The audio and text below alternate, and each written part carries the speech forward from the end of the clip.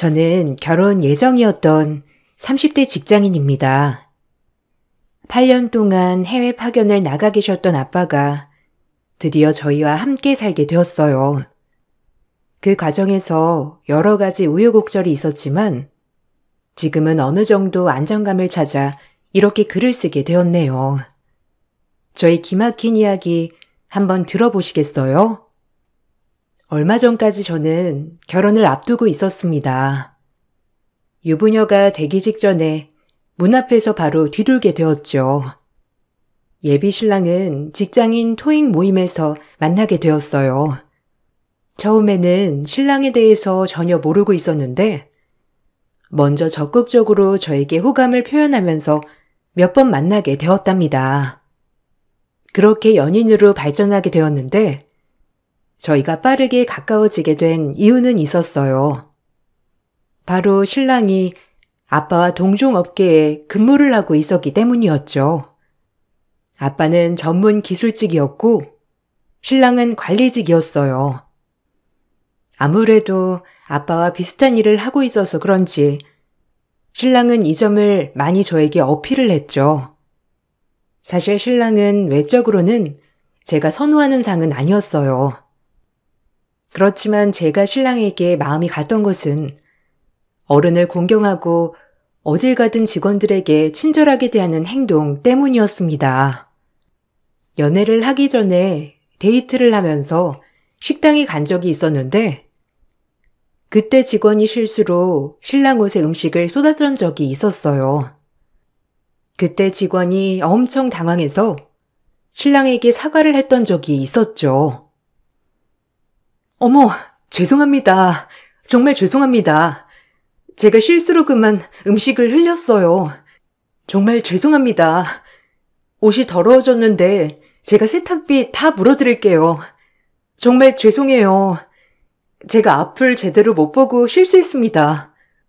아, 정말 너무 죄송합니다. 옷이 지금 불편하시면 다른 옷으로 갈아입을 수 있게 해드릴까요? 너무 죄송해서 제가 드릴 말씀이 없네요. 아, 괜찮아요. 너무 신경 쓰지 마세요. 그냥 닦아내면 잘 닦일 거예요. 그리고 어두운 색이라 그냥 보면 잘 티도 안 나는데요, 뭐. 그냥 신경 쓰지 마세요. 세탁비도 필요 없고요. 일 보세요. 저도 예전에 일하다가 실수한 적 있는데 의도한 것도 아니고 일부러 그러신 것도 아니잖아요. 괜찮으니까 신경 안 쓰셔도 돼요. 놀라신 것 같은데 정말 신경 안 쓰셔도 됩니다. 아, 너무 죄송합니다. 제가 그러려고 했던 건 아니었는데 정말 죄송해요. 그래도 세탁비는 물어드릴게요. 이게 음식이 옷에 물들어서 잘 지워지지 않더라고요. 혹시라도 나중에 세탁을 해보시고 얼룩 남아있으면 언제든지 연락 주시면 배상해 드리도록 하겠습니다. 놀란 직원은 신랑에게 정말 죄송하다며 세탁비를 물어드리겠다고 얘기를 했지만 신랑은 정말 사람 좋은 웃음으로 괜찮다면서 오히려 직원분을 안심시키고 다독이기도 했어요. 그런 모습을 보면서 신랑이 정말 배려심이 강한 사람이구나 느끼게 되었죠. 그렇게 연애를 시작하고 나서도 신랑은 다정하고 좋은 사람이었습니다. 항상 저를 먼저 챙기고 저를 위해서는 피곤함도 모두 이겨내는 사람이었죠. 제가 야근 때문에 늦은 시간까지 일을 하는 날이 있었어요. 그날 하루 종일 너무 바빠서 연락도 제대로 하지 못했었는데 자정이 가까워지는 시간에 퇴근을 하고 밖으로 나가보니 신랑이 밖에서 기다리고 있더라고요.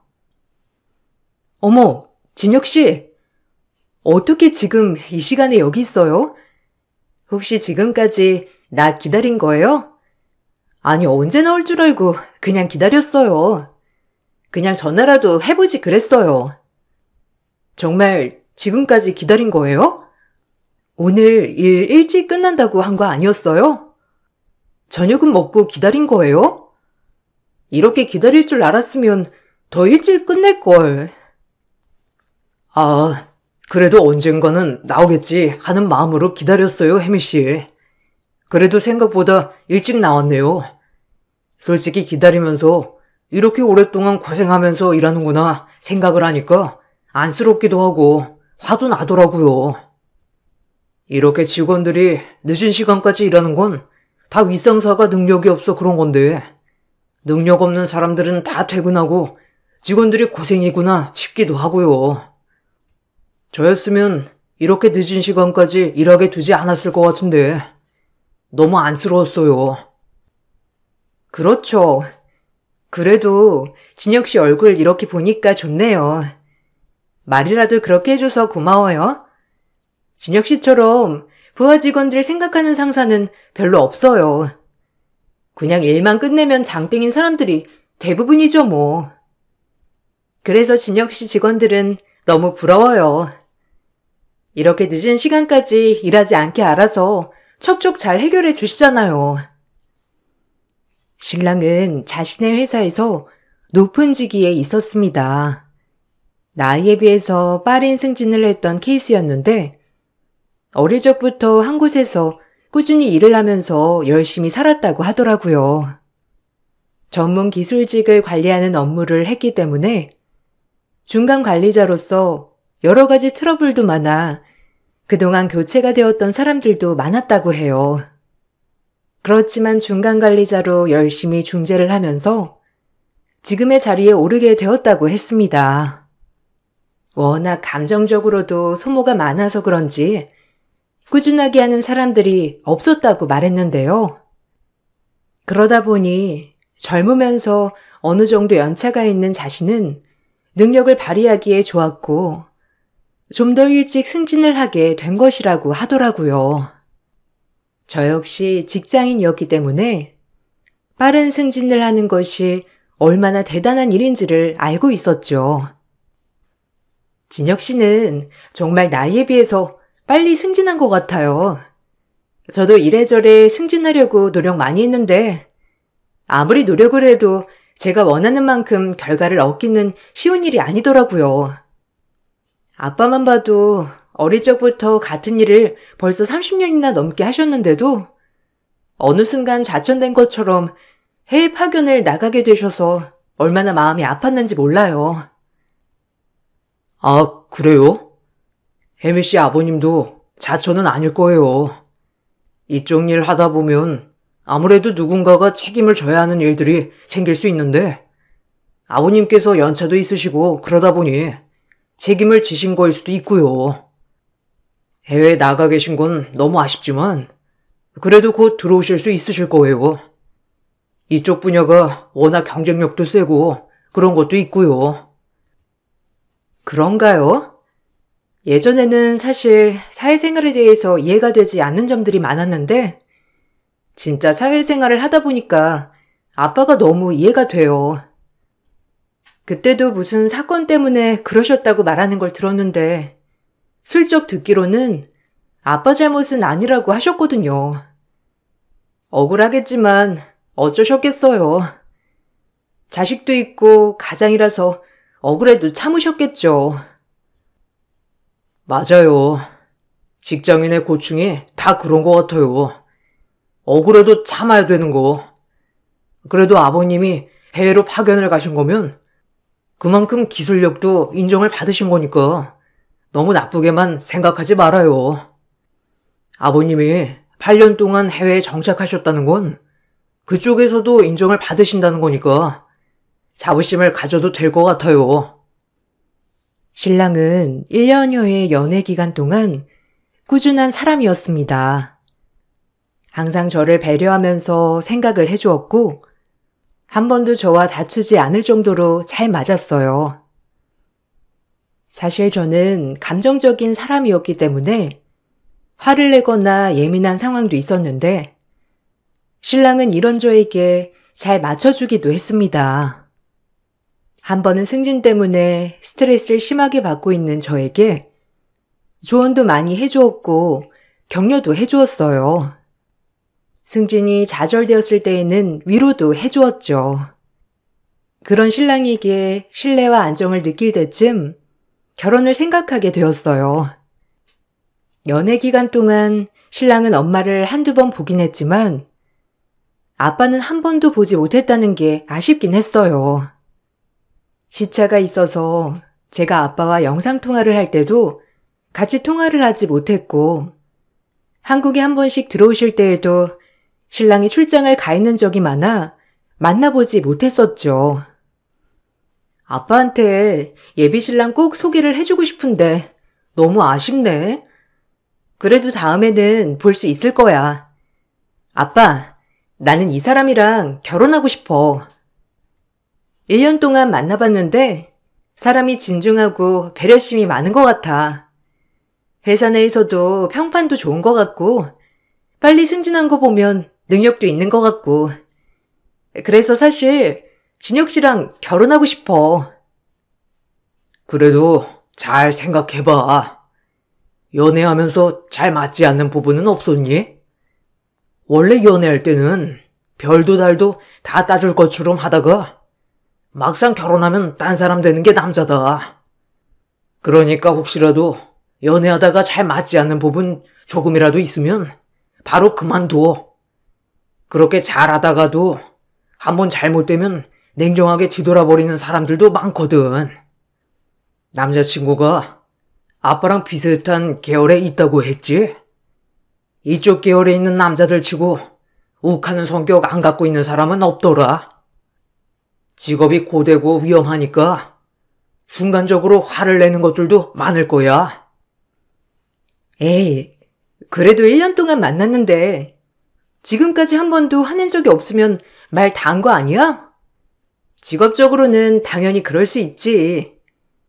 아무래도 위험한 직종이고 관리자 입장이니까 그럴 수 있겠지만 개인적으로는 화낸 적 한 번도 없어. 오히려 화내는 날 달래본 적은 있어도 다퉈도 거의 내가 화를 내는 편이지 먼저 화를 낸 적은 없어. 그래도 오래 사람을 만나다 보면 아무리 숨기려고 해도 숨겨지지 않는 본성 같은 게 있으니까 잘 만나보고 결정해. 나중에 아빠가 네 남자친구 만날 수 있는 자리가 있었으면 좋겠네. 이번에 들어왔을 때 한번 만날 수 있지 않을까 싶었는데 출장을 갔다고 하니까 아쉽다. 이름이 진혁이라고 했니? 내가 너무 한국에 있던 게 오래되었는지 이름만 들어서는 생각이 안 나네. 아빠는 남자친구를 만나지 못했던 것을 너무나 아쉬워했어요. 그렇게 아빠가 해외로 다시 가시고 난 후에 신랑이 출장해서 돌아오게 되었죠. 아빠와 만난 이야기를 하니 신랑도 많이 궁금해했습니다. 이번에 아빠가 오시면서 진혁 씨랑 만나게 자리 만들려고 했는데 너무 아쉽다. 그래도 결혼하기 전에 한 번은 만나는 게 좋지 않을까 생각을 했는데 생각보다 시간 맞추는 게 쉽지 않네. 아빠도 다음에 한국 오면 한번 만났으면 좋겠다고 하시더라고. 중간에 진혁 씨 이름 말해봤는데 아빠는 잘 생각이 안 난다고 하셨어. 어깨가 좁아서 사실 아실 수도 있겠다 싶었거든. 아, 그래? 아마 8년이라는 세월이 흘러서 그러실 수도 있어. 그동안 세대 교체도 많이 됐을 거고 아무래도 그 시간 동안 그만두고 들어오는 사람들도 너무 많으니까 이름만으로는 알기 어려우셨을 거야. 나도 그때 당시는 신입이라서 날 알지는 못했을 것 같고 같은 회사도 아니셨잖아. 아마 그래도 알기는 어려우셨을 것 같아. 그렇지? 벌써 아빠가 해외에 계신 지 8년이나 되었다니 진짜 시간이 빠르다. 그래도 상견례 때는 오실 수 있을까 너무 걱정돼. 아빠는 아직 비행기 티켓을 못 구했다고 하셨거든. 진짜 이러다가 결혼식 당일 되어서야 만나게 되는 거 아닌가 걱정된다. 아빠는 결혼식 전에는 꼭 보고 싶어 했거든. 연애를 하면서 남자친구는 결국 아빠를 한 번도 볼 수 없었죠. 상견례 때 처음 볼 수도 있겠다 생각을 했었는데 결국 상견례 때에도 비행기 티켓이 없어 아빠는 들어오시지 못했어요. 겨우겨우 결혼식 당일 비행기 티켓을 구해 예약을 했었죠. 우여곡절 끝에 결혼을 준비하면서 여러 가지 일들이 많았지만 한 가지 마음에 걸렸던 사건도 있었습니다. 항상 차분하고 진중한 성격을 보여주었던 신랑이 딱 한 번 전혀 모르고 있었던 행동을 했던 날이 있었어요. 식당에서 직원이 실수로 제 주문을 빼놓고 음식을 내온 적이 있었습니다. 어머, 죄송합니다. 오늘 제가 너무 바빠서 정신이 없어 주문하신 걸 누락한 것 같아요. 제가 이거 바로 만들어달라고 할게요. 정말 죄송합니다. 한 번 더 확인을 해야 했었는데 제가 너무 정신이 없었어요. 다른 것보다 빨리 만들어달라고 말씀드리겠습니다. 조금만 기다려주실 수 있으실까요? 네? 아니, 바쁘면 얼마나 바쁘다고 몇 개 안 되는 주문을 누락해요. 아니, 아무리 그래도 직업의식도 없이 이렇게 주문을 빼먹는 게 말이나 된다고 생각하세요? 당신이 하는 일이 주문 받고 가져다 주는 거 아니야? 아니, 그런데 자기 일조차 못하면 어쩌겠다는 거야? 사장 당장 불러요. 사장한테 이런 생각으로 근무하는 사람은 고용하면 안 된다고 말 좀 해야 되겠네. 아, 고객님, 정말 죄송합니다. 제가 여기서 일을 시작한 지 얼마 되지 않아서 실수한 것 같습니다. 정말 죄송합니다. 기분 나쁘셨죠? 제가 대신 음료수 서비스로 드릴게요. 음식도 바로 나올 수 있도록 먼저 조리해달라고 말씀드리겠습니다. 고작 음료수 하나로 잘못한 거 무마하려고 하는 건가요? 아니, 음료수 하나에 사람 화가 다 없어진다고 생각하는 건 무슨 생각이죠? 그리고 여기 음료수가 당신 건가요? 어떻게 멋대로 음료수 서비스를 주겠다고 하는 겁니까? 여기 근무한 지 얼마 되지 않았다고 한 거 아니에요? 그래 놓고 마음대로 서비스를 운운하다니. 진짜 엉망이네. 저는 신랑을 계속 말렸고 결국 사장님께서 나오시고 난 후에 음식을 모두 서비스로 먹고 나오는 것으로 사건은 마무리가 되었습니다. 이전에는 전혀 볼 수 없었던 신랑이 갑작스런 태도에 저는 당황스럽기도 했어요. 진혁 씨, 근데 아까 조금 너무 심했던 것 같기도 해. 음식이 누락될 수 있고 그리고 내 거 먼저 조리를 해서 가져다 준다고 했잖아.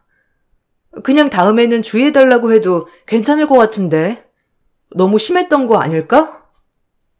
진혁 씨, 오늘 무슨 일이 있어? 평소보다 조금 기분이 그런 것 같아서 혹시 무슨 일 있었던 거면 집에 가서 조금 쉴래? 내가? 아니야, 별일 없어. 그냥 나는 저렇게 주인의식 없이 일하는 사람을 보면 화가 나서 그래. 음식 서비스로 먹었으니까 뭐 다행이지. 배고파서 급하게 들어간 곳인데 역시 알아보지 않고 들어가면 안 되겠다, 앞으로는. 이렇게 기본적인 서비스 하나 제대로 안 하는 곳 가면 좀 기분이 좋진 않더라고. 진혁 씨, 그래도 그렇게까지 얘기하는 건 너무한 거 아니야? 음식이 나오는데 오래 걸리는 것도 아니고 거기다가 내 거 먼저 조리를 한다고 하는데 한 번은 넘어갈 수 있잖아. 전에 진혁 씨 옷에 음식 흘렸을 때는 사실 그냥 넘어가서 이번에 이렇게 화내는 건 나도 살짝 당황스럽긴 하네. 그거랑 지금은 좀 다르지, 혜미야. 이런 일이 얼마나 있을 것 같아? 거기다가 일을 시작한 지 얼마 안 되었다면서 핑계대는 거 못 봤어? 이렇게 화내지 않으면 다음에 똑같은 일이 있을 때도 뭐 음료수 서비스를 준다 어쩐다 하면서 그냥 대충 넘어갔을 거야. 그래도 자기 일은 확실히 해야지. 신랑과 만나면서 처음 있었던 일이라 당황스럽기도 했지만 이내 다시 친절한 신랑으로 돌아오면서 제 기억 속에서도 흐릿해지게 되었어요. 결혼을 준비할 때 역시 큰 문제 없이 준비를 잘할 수 있었습니다. 그렇게 결혼식 당일 아빠는 일정에 딱 맞춰서 귀국을 하셨습니다. 아침 비행기로 도착을 하시다 보니 바로 식장으로 오시게 되었죠. 식장에 도착을 한 아빠에게 저는 신랑 얼굴을 보여주게 되었습니다. 하나뿐인 사이라고 소개를 하고 난 후 아빠는 사이를 보고 깜짝 놀라셨죠. 신랑 역시 얼굴이 새하얗게 질려 있었습니다. 아빠는 갑자기 얼굴이 빨갛게 변하더니 전기실로 들어가 전기들을 다 박살을 내고 난 후 친인척 지인들에게 결혼식 시설 문제로 취소가 되었다면서 양해를 구하고 모두 돌려 보내셨습니다. 저는 갑작스러운 아빠의 태도에 깜짝 놀랐죠. 사람들이 모두 돌아간 결혼식장에서 아빠는 신랑에게 큰 소리로 화를 냈어요. 당신 나 알지? 당신 때문에 8년 전에 억울하게 해외 파견 나가게 된 거 바로 나야. 어떻게 당신 그렇게 나를 만들어 놓고선 내 딸이랑 결혼을 하겠다고? 당신 그때 설계한 거 왜 당신이 했다고 했어? 거기다가 잘못 작업한 책임을 내 탓으로 돌려? 내가 설계한 대로 작업했으면 문제는 일어나지도 않았어. 중간에 당신이 다 바꾸는 바람에 문제가 생긴 거 아니야? 아버님, 진정하세요. 오해하신 것 같은데 저 그때 그렇게 하지 않았어요. 제가 바꾸지 않았고 오해하신 것 같아요. 그때 그냥 저는 중간 관리자였을 뿐이고 제가 관여한 건 없어요. 단순히 사원이었던 제가 어떻게 아버님 해외 파견에 관여할 수 있었겠어요. 제발 진정하시고 제 얘기 좀 들어주세요. 얘기? 웃기는 소리 안 해. 내가 그때 일 전혀 모를 거라고 생각해? 그래, 젊은 사람이 승진하고 싶어 욕심내서 내 설계도 가지고 간 거는 다 알고 있었고 이해도 했어. 나는 어차피 30년이나 근무했던 사람이니까. 근데 다음에 문제 생기니까 그 책임을 나한테 돌려? 그때도 그랬지. 지금처럼 자기는 그냥 중간 관리자일 뿐이라고. 그 덕에 내가 가족들이랑 8년이나 떨어져서 오지에서 살았어. 그 생활을 당신이 알기나 해? 아버님, 정말 죄송하지만 제가 했던 일 아닙니다. 오해하신 것 같아요. 제가 자세하게 말씀드릴 테니 제발 진정하세요. 그때 사건은 제가 관여한 일이 하나도 없어요. 결혼식 이렇게 된 거는 제가 다 이해할 테니 아버님 진정하시고. 진정? 결혼식 이렇게 된 거 이해한다니? 무슨 개떡 같은 소리야? 내 딸 당신 같은 사람한테 시집 보낼 수 없으니까 개소리 그만해. 나도 이렇게 가족이랑 떨어지게 만들어 놓고선 내 딸까지 고생문에 들어가게 하라고? 웃기는 소리 하지 마. 내가 그때 해외 파견 안 간다고 했는데도 갑자기 파견이 바뀐 게 이상하다고 생각했지. 결국 내 입 막으려고 보낸 거 아니었어? 내가 그 증거 찾으려고 지금까지 얼마나 고생했는데 이렇게 당사자까지 만나게 되니 이제는 다 터뜨릴 때가 된 것 같네. 아빠는 분노하면서 화를 냈습니다. 알고 봤더니 8년 전 아빠가 해외 파견을 가게 되었던 이유가 바로 공사를 진행하면서 문제가 발생했기 때문이었습니다. 아빠의 회사는 신랑 회사의 하청 업체였고 실질적으로 사업의 설계부터 시공까지 모두 진행을 하고 있었죠. 그 중간에 회사를 연결해주는 관리자로 신랑이 있었던 것이었습니다. 설계를 아빠가 모두 진행을 하고 제출을 했는데 신랑이 이를 가로채고 자신이 한 것이라 제출을 했던 것이었죠. 그 덕에 사업은 승인되었고 신랑은 이것을 기회로 승진을 하게 되었습니다. 이 사실을 처음에 알고 아빠는 너무나 화가 났지만 하청업체 직원이었기 때문에 어떻게 할 수가 없었다고 하셨어요. 그때 내가 보내줬던 서류, 그거 결국 탈락했다고 한 거 아니었어? 당신이 그때 우리 회사에 서류 작성해서 제출하면 사업비 제대로 쳐준다고 했었잖아. 그때 고생하면서 설계했더니만 그거 탈락했다고 해서 우리 회사에서 얼마나 아쉬워했는지 아나? 전혀 모르겠지. 근데 당신 그거 당신이 제안한 거라면서 서류 제출했잖아. 우리가 고생해서 만든 설계를 당신이 했다고 가르쳐 놓고선 나중에 딴 말 한 거 아니었나? 아버님, 오해세요. 그거 제가 다 하나부터 열까지 다 만들어서 설계한 거예요. 아버님 서류를 제가 어떻게 받겠어요. 같이 제출했고 그때 당시 제 제안이 적절하다고 해서 선택받게 된 겁니다. 제가 어떻게 남의 제안을 가로챌 수 있었겠어요. 그리고 제가 가로챘다는 증거가 어디 있습니까? 아버님, 정말 오해하신 거예요. 그래, 그 증거가 없지. 내 머릿속에서 나온 거니까 어디 증거가 있겠나? 그래서 사람 머리 똑같을 수 있겠다 생각해서 넘어갔었지. 결국 그 하청 또 우리 회사에 오게 되었고 시공도 우리가 하게 되었던 거고, 근데 설계한 사람이 그거 어떻게 설계한 건지 전혀 모르고 있지 않았나? 그때 내가 이렇게 해야 하는 거라고 말했는데도 내 말 무시하고 자기 말대로 시공하라고 화내던 거 당신 아니었어? 모든 책임 자기가 진다고 해놓고 결국 시공 잘못되니 나한테 다 뒤집어 씌웠잖아. 내가 절대 안 된다고 하니까 다른 업체도 끼워서 진행해놓고선 모두 나 때문에 벌어진 일이라고 내가 고집부려 그런 거라면서 주장하지 않았나? 그래 놓고선 양심도 없이 내 탓으로만 돌려놓고선 당신 발 뺐잖아. 아, 그때 뒤 봐준 사람이 저 양반 아니야?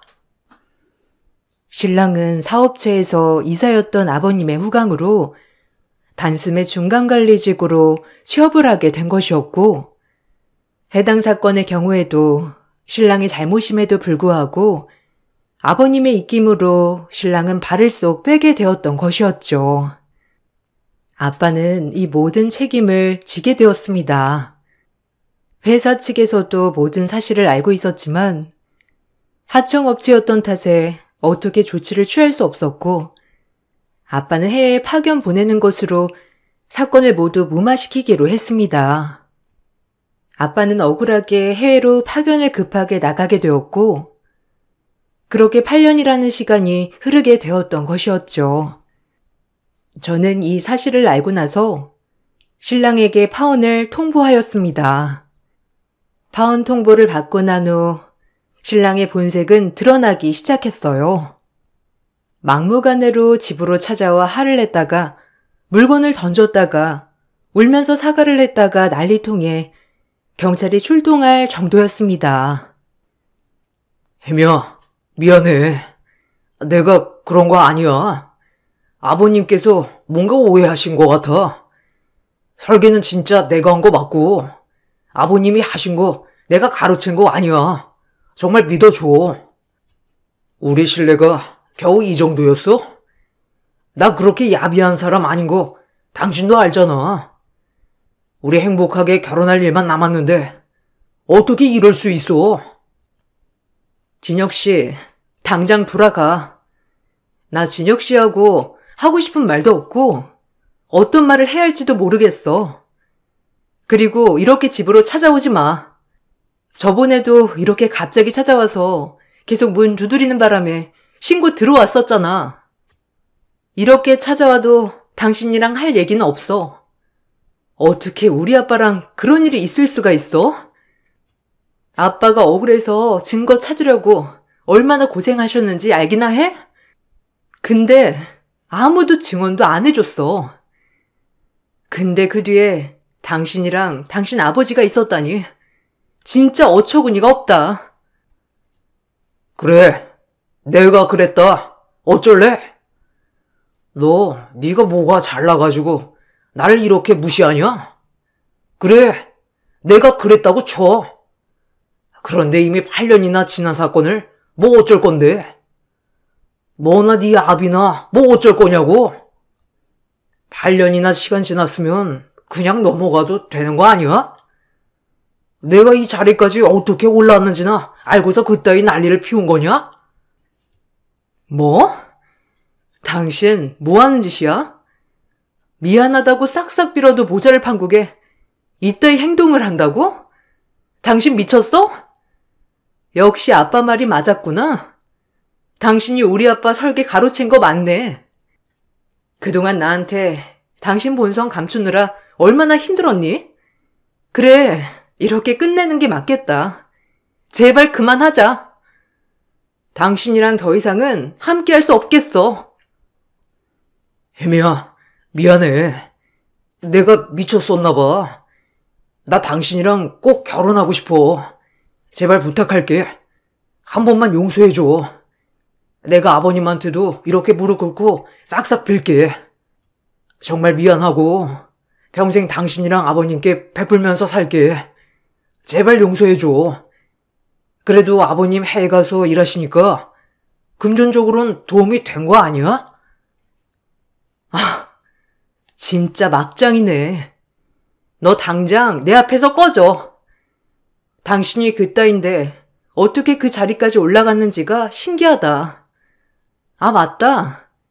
당신 아버지 후광 덕에 그 자리까지 올라간 거였지? 근데 그거 알아? 당신 아버지도 그 자리까지 가는데 더러운 돈 써왔다는 거. 그거 내가 다 까발린 거니까 그거나 준비해. 제 앞에서도 막장을 보여주는 신랑의 모습을 보면서 더 이상은 함께할 수 없다고 생각이 들었습니다. 그동안 아빠 혼자서 열심히 모으고 계셨던 증거 자료들을 저도 함께 수집하게 되었어요. 오래된 자료이기는 하지만 아빠가 처음 설계를 했을 때의 초안과 메일을 보냈던 내역 등을 확인했고 다른 사람들의 증언도 확보하고자 노력하였습니다.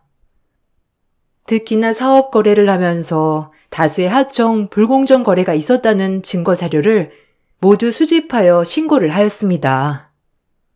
아빠도 더 이상은 참을 수 없다고 다짐을 하셨던 것이죠. 불공정 거래로 인한 당시 하도급 대금도 적게 지급을 한 것이 드러나게 되면서 배상 청구도 진행을 하였습니다. 중간 관리자인 남편과 그의 아버지가 지급을 제대로 하지 않았던 것이었죠. 조사를 하면 할수록 그동안의 만행이 어마어마하다는 걸 알게 되었어요. 아니, 아빠가 해외 가고 나서도 배상은 아빠 회사에서 진행한 거야? 그거 아빠가 해외 파견 가는 걸로 사건 마무리한 거 아니었어? 그쪽 회사에선 무슨 일 처리를 이따위로 했대? 그래도 아빠 회사에서는 이 사실을 아빠한테 말도 안 했네. 하긴 아빠 알았으면 당장 달려와서 뒤엎었을 수도 있어서 그런 건가? 그랬겠지. 그때도 내가 억울하다고 하소연했으니까. 직원들도 많이 있었고 혹시라도 하청이 끊기면 여러모로 골치 아프니 그랬던 건가 봐. 어쩔 수 없다는 건 알았지만 그 이후로도 참 대단한 집안이네. 그래도 회사에서 자료 줬으니 이걸로 소송하면 되지 않을까 싶다. 그쪽 회사에서도 이렇게까지 했던 건 몰랐을 것 같은데. 왜 그렇게까지 했을까? 아빠 정말 고생 많이 했다. 해외에서도 비행기표도 많이 없어서 오지 못했었잖아. 진짜 중간에 한번 봤으면 이 정도까지 오지 않았을 것 같아서 아쉽긴 해. 그래도 뒤늦게라도 알게 되어서 다행이야. 그래, 이제라도 알게 되어서 다행인가 싶다. 약속한 거 아무것도 지키지 않았으니 벌은 받아야지. 8년이나 지나서 처벌받을 수 있을까 모르겠다. 그래도 아빠가 준비한 증거 자료들이면 충분할 거야. 거기다가 그때 설계 아빠가 먼저 전달했던 증거도 있잖아. 너무 걱정하지 마. 회사에도 알리고 그러면 답이 있을 거야. 모든 사실들을 증거로 제출하려고 했을 때 신랑은 신고를 멈춰달라고 부탁을 하기도 했습니다. 혜미야, 제발 그 신고 안 하면 안 되겠니? 이미 8년이나 지난 사건이야.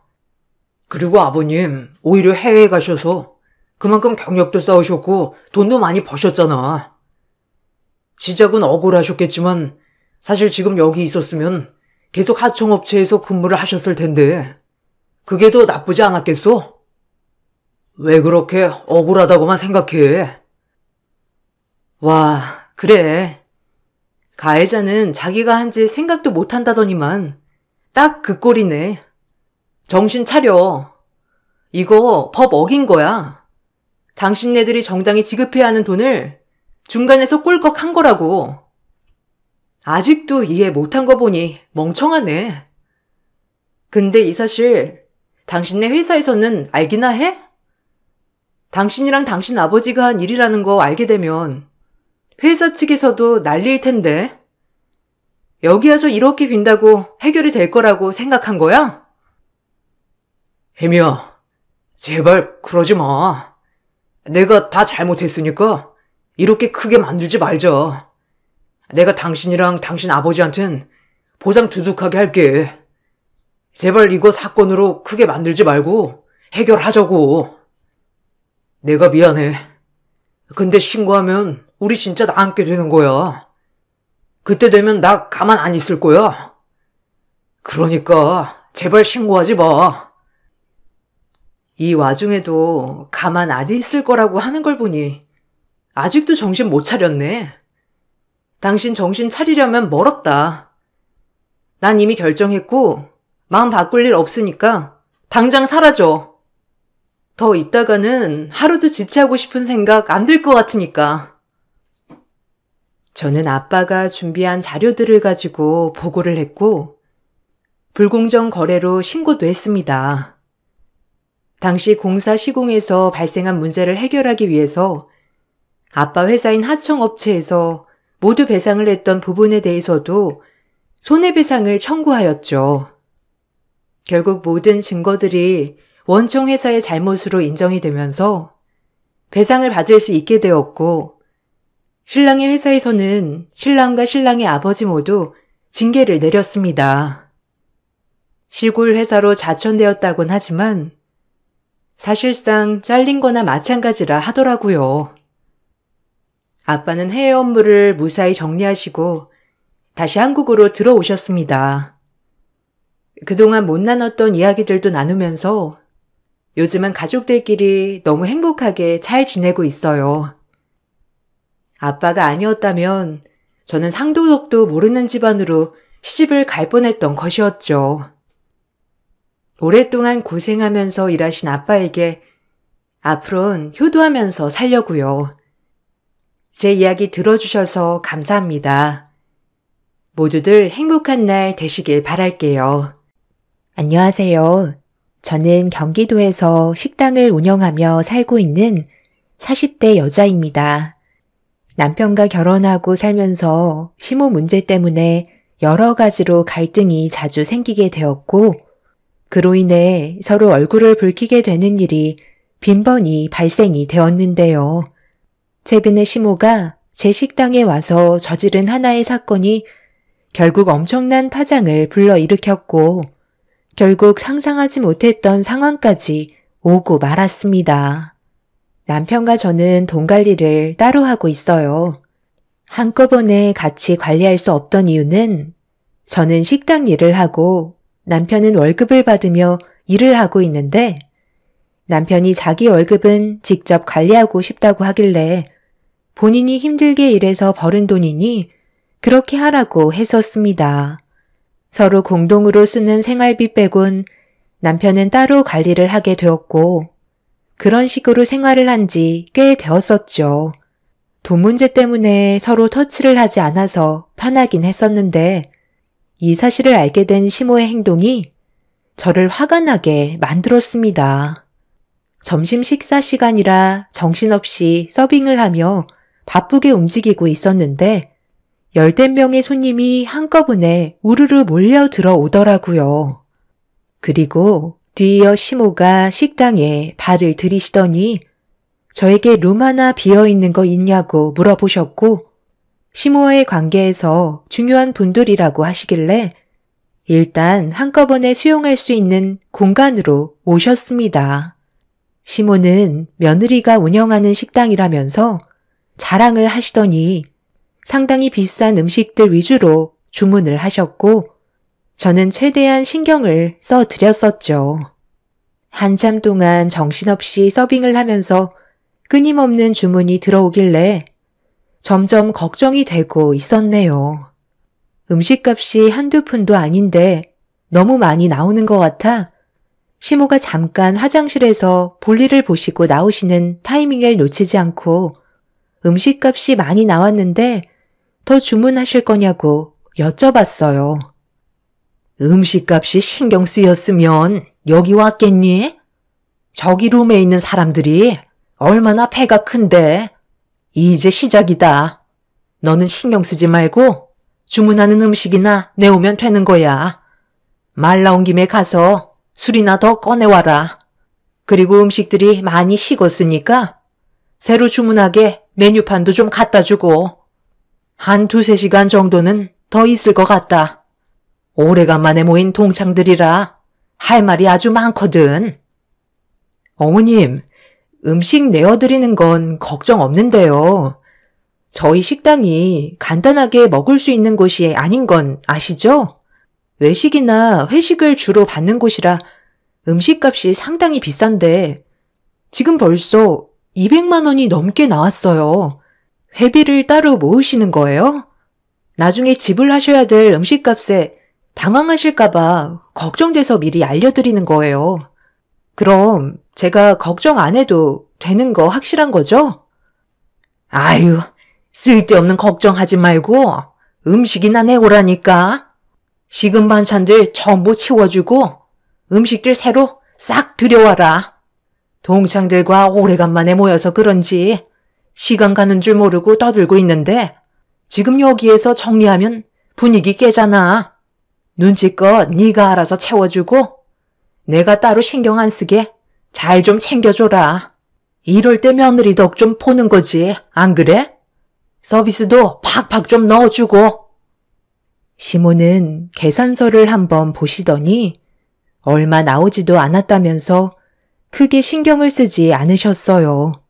저희 식당이 회식 위주로 받는 식당이라 다른 곳보다 음식값이 저렴한 편은 아닌데 시모는 부담스러워하지 않으셨고 모자라는 음식을 지속적으로 계속 시키셨습니다.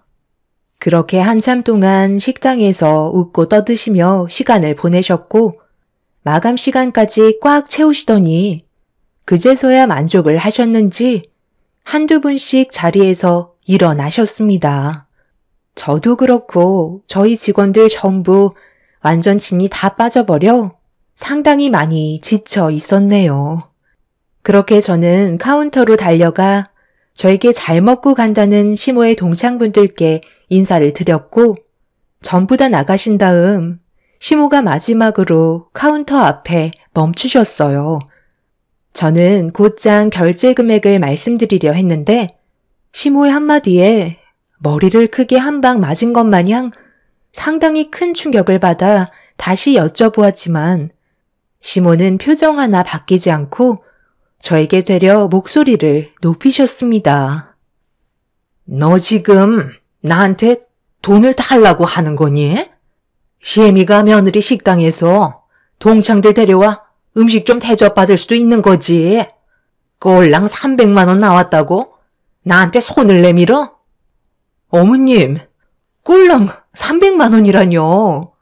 그 돈 못 받으면 저는 식당 운영하는데 차질이 생긴다고요. 그래서 제가 아까 음식값을 지불하실 분이 계신지 여쭤본 거잖아요. 당장 결제해 주세요. 얘 봐라. 동창들이랑 오래간만에 기분 좀 내려고 너한테 온 건데 이런 식으로 해야 되겠니? 너랑 내가 고작 300만 원 때문에 직원들 보는 앞에서 시애미한테 큰 소리 쳐야 되겠어? 공과 사는 구분하셔야죠. 여긴 제가 운영하는 식당이고 어머님은 제 식당에 오신 손님이잖아요. 혼자 오셔서 식사를 하신 것도 아니고 10명이 넘는 동창분들 모셔놓고 음식값을 지불하지 않겠다고요? 이런 식으로 나오시면 저도 곤란하다고요. 일 크게 만들지 마시고 좋게 해결해 주셨으면 좋겠어요. 이건 정말 너무 억지 아닌가요?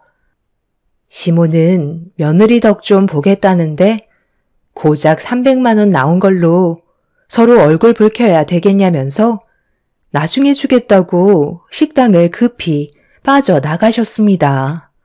너무 당황스러웠던 저는 시모를 뒤쫓아갔지만 제 말은 무시한 채 동창분들과 서둘러 차를 타고 다른 곳으로 이동을 하셨어요. 예정되어 있던 것도 아니고 연락 한 통 없이 찾아오셔서 식당을 거덜내셨는데 정작 음식값 결제를 하지 않으시려는 시모의 행동이 너무 당황스러웠었습니다. 결국 이 문제로 집에 들어가 남편에게 화풀이를 하게 되었고 음식값이 300만 원 넘게 나왔다고 하자 경악을 하더라고요. 간단한 식사 정도면 이해라도 하겠지만 회사에서 몇 달 만에 회식 나온 사람들처럼 음식을 끊임없이 시켜 먹길래 걱정돼서 시모에게 음식값이 많이 나왔다고 알려드렸는데 대수롭지 않게 생각하셔서 충분히 결제가 가능할 줄 알았었는데 무상으로 음식을 드시려 했던 거였다고 화를 내며 설명을 했어요. 남편은 저에게 미안하다면서 대신 결제하라고 본인 카드를 지어 주었네요. 저는 당장 시모에게 전화를 해서 음식값 대신 좀 받아달라고 부탁을 했는데 본인이 알아서 처리하겠다며 일단 자기 카드로 결제를 하라고 해서 어쩔 수 없이 남편 카드로 300만 원을 결제하게 되었네요.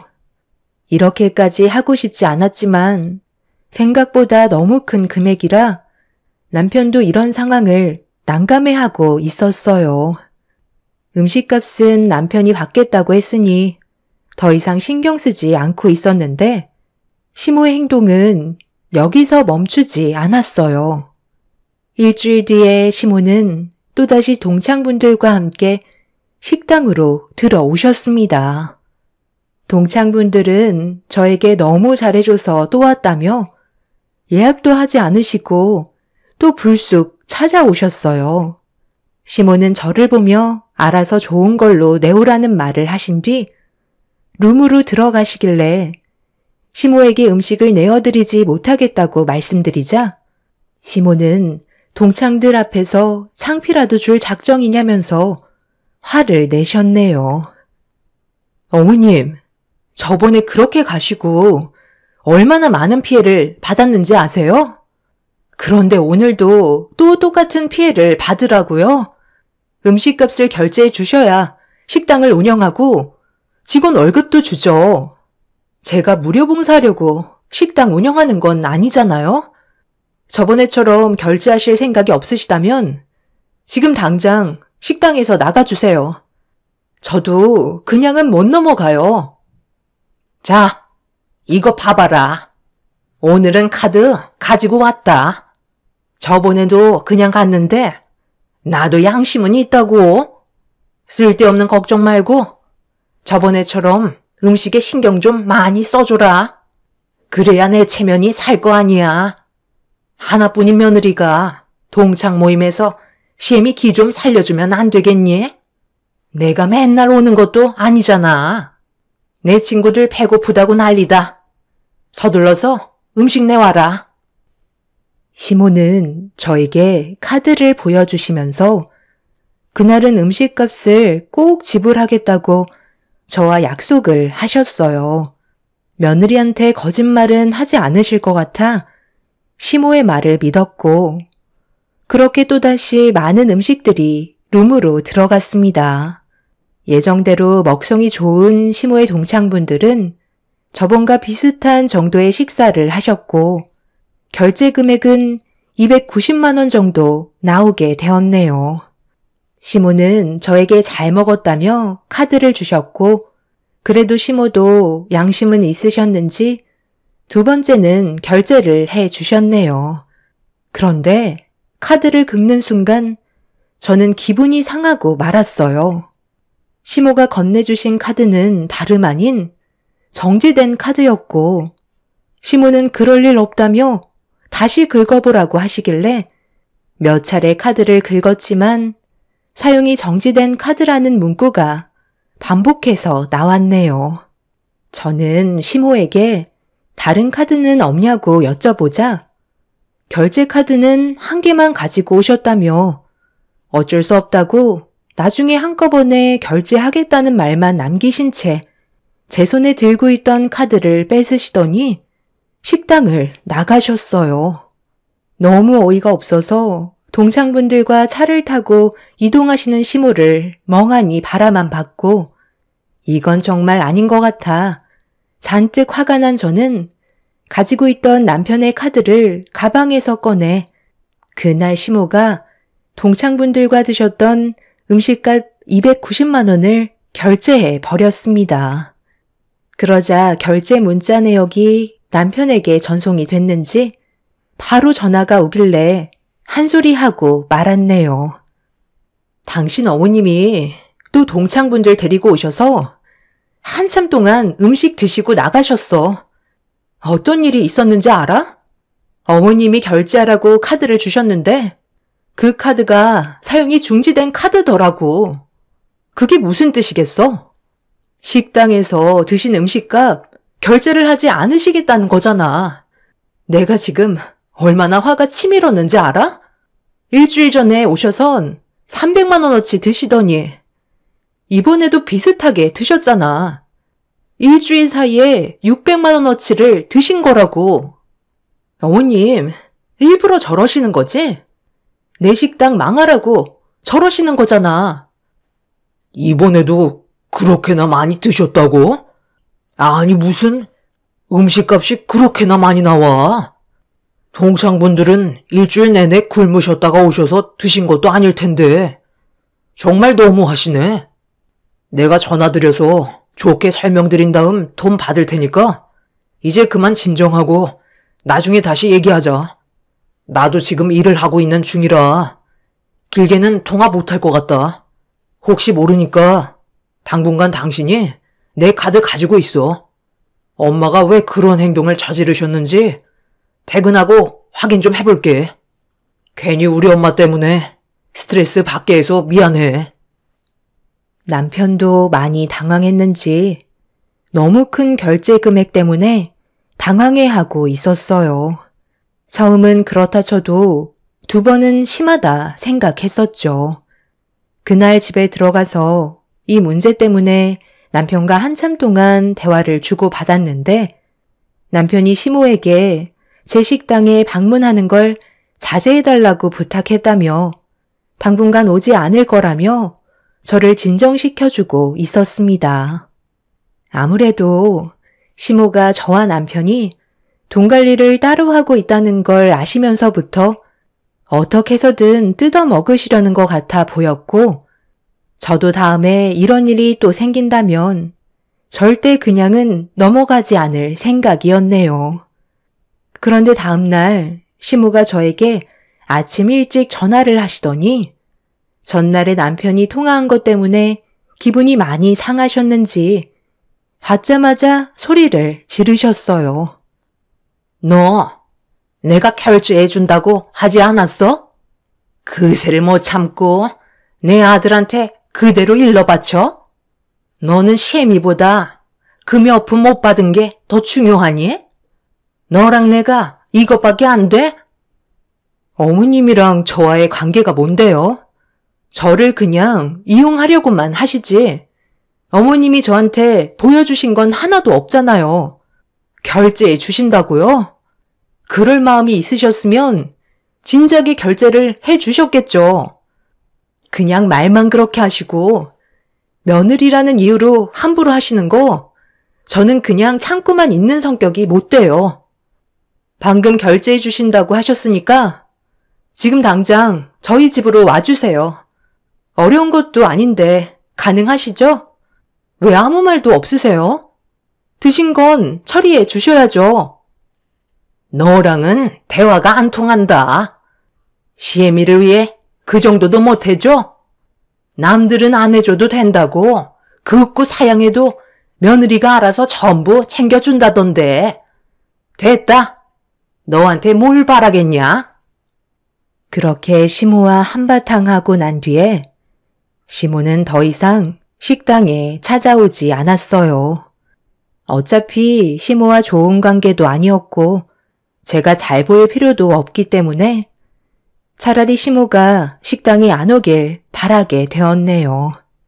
그런데 전혀 생각지도 못한 상황이 눈앞에 펼쳐졌고 시모의 행동이 저를 더욱더 화나게 만들어 버렸어요. 아유, 안녕하세요. 우리 또 왔어요. 색시 음식이 하도 맛있어서 또 생각나는 거 있지? 저번에 식사했던 룸에 들어가면 되는 거죠? 그럼 준비 부탁해요. 잠시만요. 저희 어머님은 안 보이시는데 오늘은 같이 안 오시는 거예요? 이런 일이 있었으면 분명 먼저 연락을 주셨을 텐데 혹시 아시는 거라도 있으신 건가요? 아유, 글쎄요.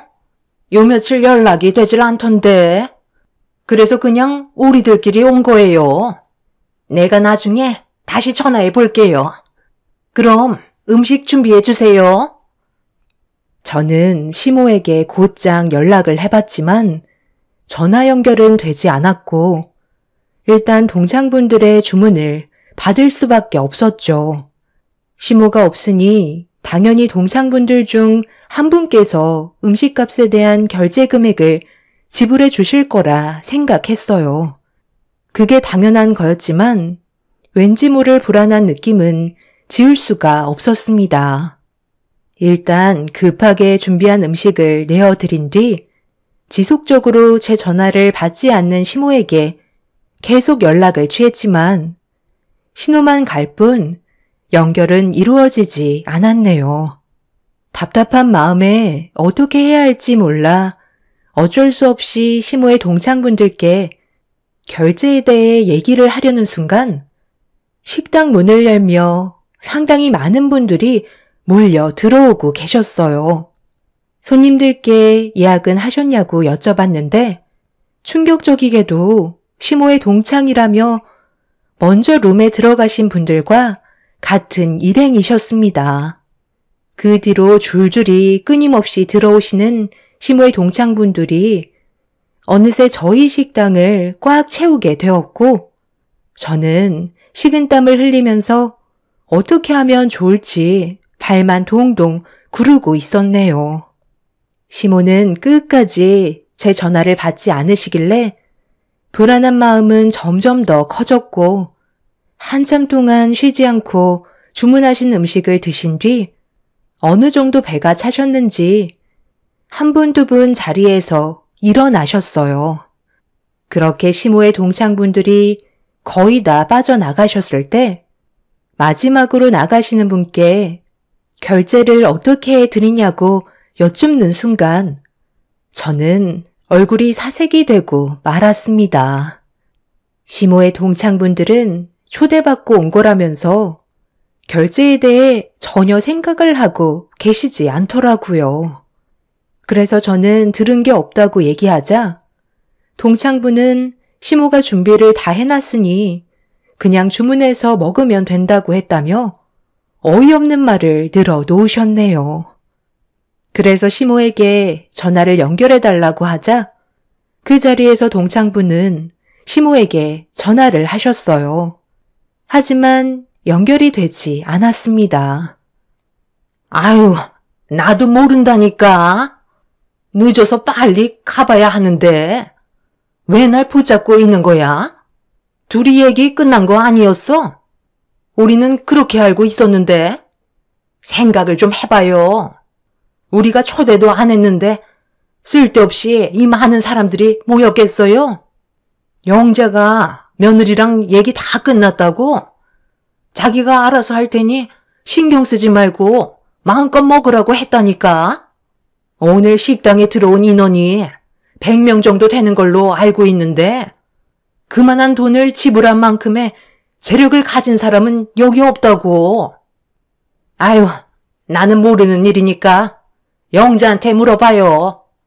걔는 말을 어떻게 전달했길래 내가 이런 대우를 받아야 돼? 솔직히 공짜 밥이라 먹으러 온 거지. 음식은 별로더만. 시모의 동창부는 정말 아는 게 하나도 없으신 듯 저한테 되려 큰 소리 치셨어요. 식당의 모든 음식을 거덜내시고 떠나버린 동창분들을 보면서 저는 그동안 참아왔던 화를 가라앉히지 못했고 곧장 카운터로 달려가 가방을 열어 남편의 카드를 꺼내든 다음 들어온 팀별로 결제 금액을 계속 끊었습니다. 제가 꽤 큰 금액을 카드로 결제하자 곧바로 남편에게 전화가 걸려왔네요. 화가 잔뜩 올라온 저는 남편에게 언성을 높이며 시모가 저에게 저지른 행동에 대해 전부 털어놓았고 전화를 받지 않는다고 하자 남편이 시모에게 전화를 걸어보겠다며 곧바로 통화를 끊었습니다. 그렇게 어느 정도의 시간이 지나는 동안 너무 충격적인 일이라 머리가 지끈거릴 정도로 두통이 몰려오기 시작했어요. 얼마나 지났는지 남편에게 다시 연락이 왔고 시모가 식당으로 가고 있다는 소식을 접하는 순간 시모가 식당 문을 여시더니 갑자기 저에게 달려들었어요. 시모는 당장 남편에게 결제된 카드를 취소하라며 난리를 치셨습니다. 네가 그동안 내 아들 카드로 결제를 했었다며? 당장 취소해라. 나는 너한테 얻어먹으려고 한 거지. 내 아들 돈으로 얻어먹으려 한 건 아니란 말이다. 어머님이 생각 없이 저지른 행동들을 제가 손해볼 필요가 있나요? 어머님 아들인 그이가 해결을 봐야죠. 저번에 드신 음식값 300만 원, 그리고 일주일 뒤에 오셔서 290만 원어치 드셨고 이번엔 600만 원어치 동창분들께서 드시고 가셨네요. 저는 이만큼의 돈을 대신 지불해 드릴 정도로 능력이 되질 못해서요. 남편이 매달 힘들게 일해서 벌은 피 같은 월급 어머님이 전부 다 사용하신 거예요. 그 고약한 심보 때문에 그의 허리가 휘고 있다고요. 어머님 아들 돈 쓰기 싫으시면 1200만 원어치 음식값 지금 당장 지불하세요. 정지시킨 카드 말고 제대로 된 카드 주시죠. 저도 더 이상은 그냥 못 넘어가겠어요. 내가 그 큰 돈이 지금 어디 있어? 이번 한 번만 그냥 눈 감아주고 아들이 결제한 금액은 취소해 줬으면 좋겠다. 너 정말 이렇게까지 할 거니? 걱정 마세요. 일시불로 한꺼번에 결제 안 하시고 6개월 할부는 됩니다. 한 달에 200만 원씩 할부 결제해드리면 되죠? 아버님이 그 정도 벌어 오시잖아요. 나 죽는 걸 보고 싶어서 그러니? 너희 시애비가 이 사실을 아는 순간 나는 맨발로 쫓겨날 거라고. 우리 좋게 타협할 수도 있잖아. 꼭 이 방법밖에 없니? 엄마, 왜 이렇게까지 일을 버리셨어요? 제가 그동안 이 사람한테 전부 다 듣고 있었는데도 엄마한테 아무 말 하지 않았던 건 동창분들께 기 좀 살려드리려고 가만히 있던 거였는데 이렇게까지 일을 크게 버리시면 저보고 어쩌자는 거예요? 이 사람이랑 제가 돈 관리를 따로 한다 해도 결국 필요할 땐 서로 한꺼번에 합쳐서 모든 일을 처리한다고요. 엄마가 동창분들과 웃고 떠들며 즐기셨던 몇 시간 동안 나온 음식값은 제가 한 달 동안 힘들게 밖에서 남들 비위 맞추며 영업 뛰어서 얻어낸 결과물이라고요. 그런데 하루 음식값이 600만 원은 솔직히 너무한 거 아니에요? 한우집에서 100명의 인원을 데리고 오면 그 정도의 금액이 나오는 건 당연한 거죠. 제 카드로 음식값을 지불했다지만 제 돈이 이 사람 돈이나 마찬가지라고요. 엄마한테 정말 실망했어요. 아니 나는 그냥 며느리한테 대접 좀 받으려 했던 것뿐인데 얘가 먼저 나를 무시했다고. 시애미가 동창들 앞에서 기 좀 세우고 싶었던 것뿐인데 그게 그렇게 잘못됐니? 이렇게까지 나오시는 건 잘못되신 거죠. 어떡해요? 어머님 카드로 6개월 할부 해드려요? 아니면 지금 당장 아버님께 이 사실 알려드리고 끌려가시겠어요? 꼭 그 방법밖에 없니? 그냥 네가 이번 한 번만 눈 감아줄 수도 있는 거잖아. 그래, 내가 잘못했다. 너한테 좀 뜯어먹으려 했던 것뿐이야. 이제 됐니? 이제야 실토를 하시네요. 돈을 지불하기 싫으시면 방법은 있어요.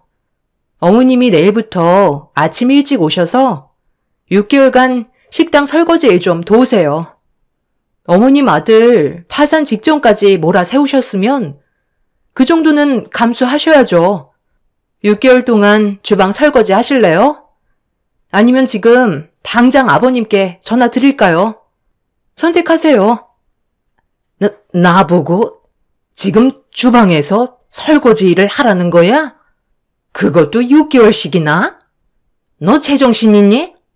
어떻게 시애미한테 주방 설거지를 시킬 수 있는 거야?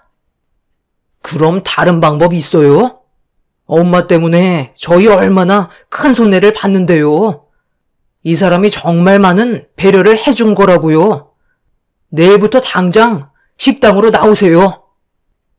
시모는 표정 관리를 하지 못하셨고 6개월간 주방 일을 해달라고 하자 자존심이 허락지 않는다며 얼굴을 붉히셨습니다. 그런 시모를 보면서 제가 아버님께 전화를 하려고 하자 시모는 그건 또 싫으신지 제가 들고 있던 핸드폰을 뺏으시곤 6개월간 설거지를 해주겠다는 약속을 하게 되셨네요. 그렇게 시모는 잘못을 인정하셨고 그날 이후 저희 식당에서 설거지 일을 도우셨어요. 입이 산만큼 나오셔서 매일같이 투덜거리셨지만 그래도 묵묵히 설거지 일을 도와주셨네요. 그런데 안 하시던 일을 하셔서 그런지 일주일 만에 그만두겠다며 고무장갑을 저에게 던지시며 화를 내셨어요. 어머님, 얼마나 하셨다고 벌써 그만두시겠다는 말을 하시는 거예요. 어머님이 동창분들과 음식을 드시고 정상적으로 결제를 하셨다면 이런 일은 없었다고요. 내가 이 나이 먹고 설거지까지 해야 되겠니? 다른 일도 많은데 왜 하필 설거지냐고. 나도 그냥 편하게 서 있는 서빙 일이나 하고 싶다고. 어머님, 제가 제일 편한 일을 시켜드린 거예요. 서빙 일이 얼마나 정신없고 힘든 줄 아세요? 정말 서빙 일이 편해 보이세요? 원하신다면 바꿔드릴게요. 어디서 거짓말이야? 저 직원들 봐라. 지금 서로 수다나 떨고 있잖아. 나는 허리 한번 못 펴고 쉬지 않고 설거지만 하고 있다고. 당장 바꿔줘라. 시모는 설거지보다 서빙을 선택했어요. 그제서야 웃음꽃이 피신 시모는 살 것 같다면서 허리를 풀고 계셨네요. 그렇게 아주 잠깐 동안 숨을 돌리신 시모는 저녁 장사가 시작이 되면서부터 발등에 불이 붙었고 정신없이 땀 흘리며 움직이시더니 결국 실수 연발에 다른 손님께서 주문하신 음식을 다른 테이블에 주는 사고를 터뜨리고 말았습니다. 제가 뒤에서 침착하게 대응을 해드렸고 시모는 손님이 들어오고 나갈 때마다 테이블에 남겨진 음식들과 그릇들을 바쁘게 치우고 다시 세팅해 주길 반복할 때쯤 체력이 바닥이 나셨는지 결국 시모는 손님상에 올려드려야 할 반찬들이 담긴 접시를 손님의 몸에 쏟아부으며 넘어지고 마셨네요.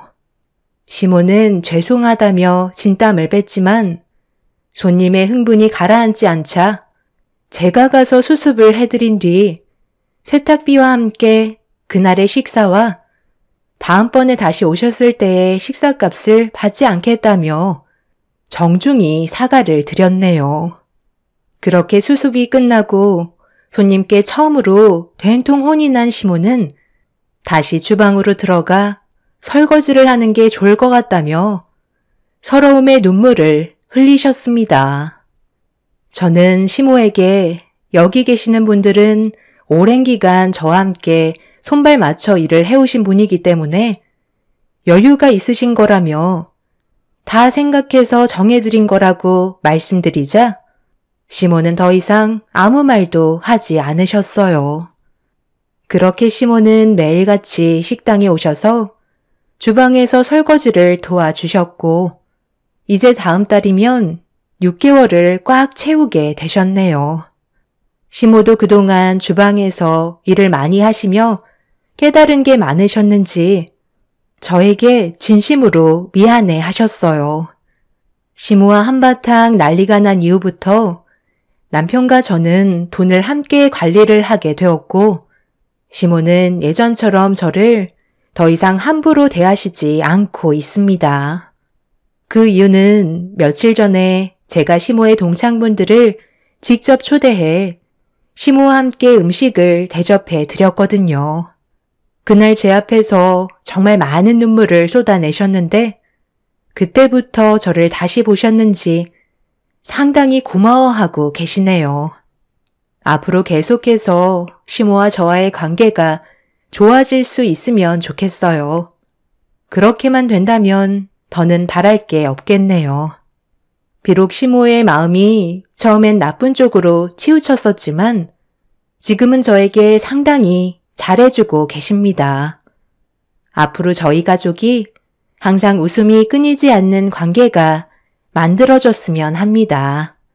제 사연 들어주신 분들 감사합니다. 안녕하세요. 저는 나이 60에 섬에 들어와 살고 있는 여자입니다. 이곳에서 새로운 삶을 만들어 가고 있는 중입니다. 처음에 도시를 벗어나 섬 생활을 한다는 게 쉽지 않았어요. 특히 먹을 거나 생필품 하나 사려고 해도 배를 타고 나가야 하기 때문에 번거로운 점들이 꽤 있었죠. 하지만 저보다 오랜 세월 섬에서 잘 살고 계시는 주민분들의 도움을 받아 살다 보니 조금씩 적응해 나갈 수 있었습니다. 그렇게 섬 생활한 지 1년이라는 시간이 지나갔네요. 제가 몇 분 되지도 않는 섬에서 생활하기로 결정한 건 더 이상 도시 생활을 하고 싶지 않아서 결정하게 되었어요. 너무 답답하기만 한 도시에서 벗어나 마음의 여유를 찾고 싶었고 제일 중요했던 건 세상에서 제일 사랑했던 남편과 작별을 하게 되면서 오랜 세월 어디를 가던 함께했던 추억들을 계속해서 마주하게 되니 버티는 게 힘이 들더라고요. 하지만 섬에서의 생활은 남편과의 추억도 없고 정말 새롭게 생활해야 돼서 아픈 기억을 잊어버리기에는 너무 좋은 장소 같았어요. 처음에는 이곳으로 이사와서 눈물도 정말 많이 흘리고 쓸데없는 잡생각도 많이 났지만 지금은 하루의 시간이 모자랄 정도로 바쁘게 움직이고 있습니다. 하루의 생활하는 데 있어서 제일 기대되는 날은 바로 아침동이 틀 때 선착장으로 향하는 건데요. 그 이유는 여기에서 오랜 세월 살면서 단 한 번도 창거리를 걱정하지 않아도 된다며 알려주신 통발이에요. 전날에 미리 담가두면 다음날 아침에는 그 안에 여러 가지 해산물들이 가득 들어 있습니다. 밭에서 일군 채소들과 함께 요리를 해서 먹으면 일품 요리 못지않을 정도로 아주 괜찮은 음식이 나오기 때문에 매일 아침 선착장으로 향하는 발걸음은 아주 가볍네요. 지금은 이렇게 섬 생활에 충분히 만족하며 살고 있지만 언젠가 도시가 그리울 날도 있겠죠. 하지만 도시에 발을 붙이지 않는 또 하나의 이유가 있어요. 그건 바로 배 아파 낳은 자식들 때문인데요. 부모와 자식들과의 갈등은 저를 너무 힘들게 만들었어요. 결혼 이후 각자의 삶을 살면서 부족함 없이 남편의 지원을 많이 받으며 살아와서 그런지 자식들이 바라는 건 끝이 없을 정도로 너무 많아졌고 결국 사람이 해선 안 될 일들까지 저지르고 말았네요. 남편이 세상을 떠나기 전에 저희 가족은 정말 행복했었어요. 큰아들과 작은 아들은 누구보다 우애가 좋았고 자기 아빠를 어렸을 적부터 정신적으로 많이 의지를 하며 자라왔었습니다. 남편의 사업을 학생 시절부터 보고 자라온 아이들이라 성인이 되었을 때 자연스럽게 자기 아빠의 일들을 하나하나 물려받기 시작했어요. 둘 중 한 명에게만 주겠다고 한 것도 아니고 공동 대표로 함께 회사를 잘 키워나가길 남편은 원했었고 그렇게 하는 걸 자식들도 받아들였습니다. 그런데 이 문제가 결혼하기 전에는 정말 괜찮았는데 큰아들이 결혼하고 나서부터 큰 며느리의 간섭이 시작되기 시작했어요. 그래도 모든 걸 좋게 넘어가려고 하는 작은 아들의 마음 넓은 성격 때문에 크게 문제가 되지는 않았습니다. 그런데 작은 아들까지 결혼을 하게 되면서부터 가족들과의 불꽃 튀는 경쟁이 시작되었네요. 아버님, 이건 아니죠. 회사에서 저희 남편을 따르는 사람들이 훨씬 많고 거의 쉬지 않고 일에 매달리고 있는데 일하는 비중이 도련님보다 많다는 거 잘 알고 있잖아요. 아버님도 옆에서 지켜봐오셔서 잘 알고 계실 거 아니에요? 그런데 공동대표라뇨? 아무리 생각해도 이건 좀 아닌 것 같아요. 제가 봤을 때 저희 남편이 대표 자리에 앉아야 하고 도련님이 서포트 해주는 식으로 회사를 이끌어가는 게 직원들에게도 심리적인 안정감을 줄 수 있다고 생각해요. 형님은 가진 것도 많으시면서 왜 이리 욕심이 많은지 모르겠네요. 아버님이 정하신 결정인데 그걸 왜 자꾸 형님이 바꾸려 하시는 건데요. 저희 남편이랑 아주버님은 아무 말도 하지 않고 있는데 집안 불화 만드실 작정이세요? 너희들 그만 좀 하거라. 얼굴 보면 경쟁권 얘기냐? 하루 이틀도 아니고 서로 못 잡아먹어서 안달이야?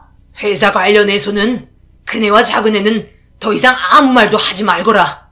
한 번만 더 회사 일에 관여했다가는 아주 혼쭐 날 줄 알아? 남편은 그동안 두 아들이 동시에 잘 됐으면 하는 마음에 공동대표로서 서로 의지하며 머리 합쳐 회사를 잘 이끌어주길 바랬었어요. 우애 좋은 큰아들과 작은 아들 또한 자기 아빠의 의견에 잘 따라주었는데 새로 들인 며느리들이 처음에는 서로 잘 챙겨주고 앞으로 제 아들들의 뒤에서 잘 이끌어줄 거라 생각했지만 시간이 지나면 지날수록 점점 드러나는 시커먼 속마음은 가정 불화의 주된 원인이었네요. 제 성격상 나서는 거 별로 좋아하지 않고 자식들에게 싫은 소리 하지 못하는 편이라 쓴소리는 거의 대부분 남편이 해왔었는데 이번만큼은 며느리들을 따로 불러 심각하게 얘기했어요. 그런데 처음에는 제 말을 잘 들어주던 큰 며느리의 불만으로 시애미를 앞에 놔두고 서로 헐뜯기 시작했네요. 참다 못한 저는 처음으로 며느리들에게 쓴소리를 하게 되었고 서운할 정도로 상처를 주고 말았습니다. 하지만 저희 남편과 자식들이 함께 회사의 경영에 많은 힘을 쏟고 있는데 뒤에서 힘이 되어주지는 못할 망정 서로 갖겠다고 헐뜯으려는 행동은 오랜 세월 힘들게 쌓아온 모든 걸 한순간에 무너뜨릴 수도 있을 거라 생각해 단호하게 대화를 이어나갔고 그렇게 큰 며느리와 작은 며느리는 더 이상 아무 말도 하지 않았습니다. 작은 며느리의 경우 경영권에 크게 관심이 없는 편이었어요.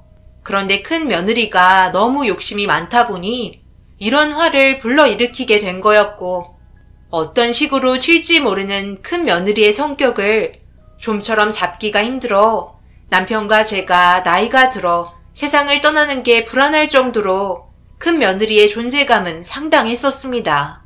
어쩔 때는 썩은 뿌리는 제거해야 한다 생각해 내치고 싶은 마음도 있었지만 사람이 생각하는 대로 모든 게 이루어지지 않기 때문에 아들이 진심으로 사랑하고 있는 큰 며느리를 내칠 수는 없었습니다.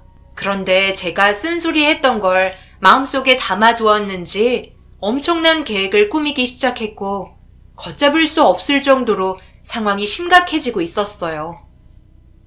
어쩐 일이야? 네가 단둘이 저녁을 함께 하자는 말을 다 하고 무슨 말을 하려고 개인적으로 보자는 거야? 꼭 무슨 일이 있어야 하는 거예요? 그저 어머님께 제가 너무 소홀했던 것 같아서 같이 저녁 먹으며 이런저런 대화도 좀 나누고 싶어서 그런 거죠. 별뜻 없어요. 어머님도 잘 아시잖아요. 제가 기분 따라 움직이는 성격이라 오늘만큼은 어머님과 단둘이 좋은 시간 보내고 싶어서 연락드린 거니 걱정 말고 식사하세요. 어머님이 건강하셔야 저희가 아무 걱정 없이 잘 지낼 수 있죠. 건강 잃으면 아무것도 소용없잖아요. 그런데 어제 병원에 볼 일이 있어 잠시 들렸는데요. 일부러 들으려고 한 건 아닌데 아버님한테 혹시 못 들으셨어요? 저도 너무 놀라서 입이 다물어지지 않더라고요. 아버님이 글쎄 치매가 오셨다고 하던데 정말 그렇다면 회사 운영하는데 문제가 생기잖아요. 건강이 우선이니 하루라도 발을 빨리 빼셔야 저희 남편이 자리를 잡을 거 아니에요. 아버님이 치매라는 말에 얼마나 놀랐는지 지금도 믿기지가 않는다니까요. 어머님도 전혀 모르고 계셨던 것 같은 표정인데요. 오늘 꼭 들어가셔서 한번 물어보세요. 큰 며느리가 저를 왜 불렀는지 그 이유를 확실히 알 수 있었고 많은 것들을 계산하고 있는 듯한 표정으로 사악한 미소를 짓고 있었습니다. 그렇게 불편한 며느리와의 식사가 끝이 나고 집에 돌아와 평소와 다름없는 모습을 보여주고 있는 남편을 유심히 관찰했어요. 한결같은 모습이었고 전혀 이상할 것 없는 일상에 아닐 거라 부정하며 좀 더 지켜보기로 했었습니다. 섣불리 말한다고 해결될 문제도 아니어서 신중하게 상황을 파악할 필요가 있어 보였어요. 그런데 잠자리에 들기 전 무언가를 잊어버렸는지 계속해서 찾고 있길래 뭐하냐고 물어보니 남편이 다음날 회사에 가져가야 할 서류를 어디에 놔뒀는지 모르겠다며 기억이 나지 않아 골치 아프다는 표정을 보이고 있었어요. 남편의 말로는 분명히 가지고 들어왔다고 하길래 서류를 찾기 위해 저도 도와주게 되었고 그렇게 한참을 집안 구석구석 살펴보고 있는데 남편의 서류를 발견하게 된 곳은 충격적이게도 세탁기 안에 넣어두었고 그때부터 남편이 치매라는 걸 알려주고 있는 흔적들이 하나둘 발견되기 시작했어요. 남편이 자주 쓰는 볼펜은 냉장고에 있었고 칫솔은 서재, 서랍에 치약이 그대로 묻어있는 상태로 방치되어 있었습니다. 그 순간 가슴이 철렁 내려앉아 남편을 바라보니 저도 모르게 눈물이 왈칵 쏟아지게 되더라고요. 눈물을 흘리고 있는 저를 보며 달려온 남편에게 며느리가 병원에 들렸을 때 듣게 되었다는 설명을 하자 충격적이게도 급성 치매 판정을 받아 앞으로 더 심해질 거라는 말에 실신을 하고 말았네요. 이 사실을 자식들에게 바로 알렸고 더 이상 남편이 회사에 관여하지 못할 정도의 상황이 오기 전에 모든 걸 전부 위임해야만 했어요. 그래서 남편은 큰 아들이 해야 할 일과 작은 아들이 해야 할 일을 나눠주었습니다.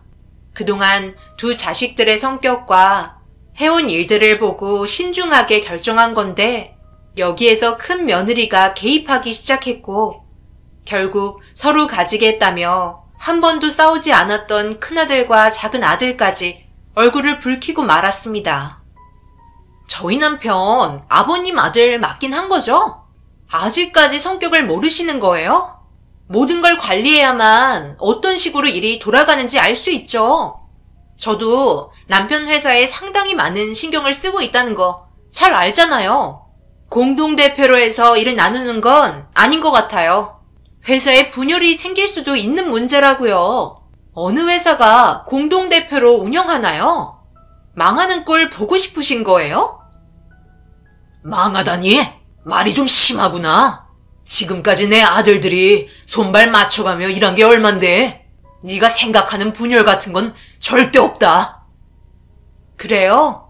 제가 알기로는 전혀 그렇지 않은데요. 이런 말까지 안 하려 했는데 안 되겠네요. 저희 남편은 도련님과 함께 일하는 게 너무 답답하다고 얘기했어요. 회사 운영하는 데 있어 실적을 좋게 만드는 것도 아니고 상황 판단도 좋지 않아 오히려 회사를 운영할 수 있을 만한 인물은 아니라고 얘기하던데요. 이건 제가 지금 이간질 하려는 게 아니라 현실을 봐야 해서 말하는 거예요. 힘들게 아버님이 일구어내신 회사를 한순간에 물거품 만들고 싶으신 건 아니시죠? 뭐라고요? 형, 정말 그렇게 말한 거야? 나한테는 그런 말 한 적 한 번도 없잖아. 그리고 내가 있어서 이 회사가 더 좋은 방향으로 이끌어 나간 거라며?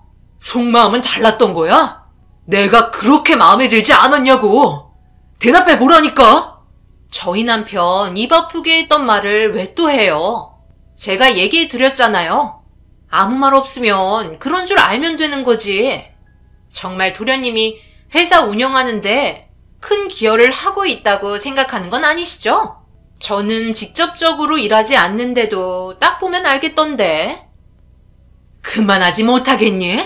너희들 지금 어른들 앞에서 뭐 하는 짓이야? 밥그릇 하나 더 가지겠다고 가족끼리 분열을 일으키면 되겠어? 이럴 거면 차라리 이놈들에게 회사 넘겨주지 마요. 다른 사람에게 넘기는 게 훨씬 낫겠네요. 맞아요. 그렇게 하세요. 저희도 이런 식으로 무시당하는 건 너무하다고 생각해요. 형님 하나 때문에 저희 가족 전부 분열 일어나고 있는 거 잘 아시죠?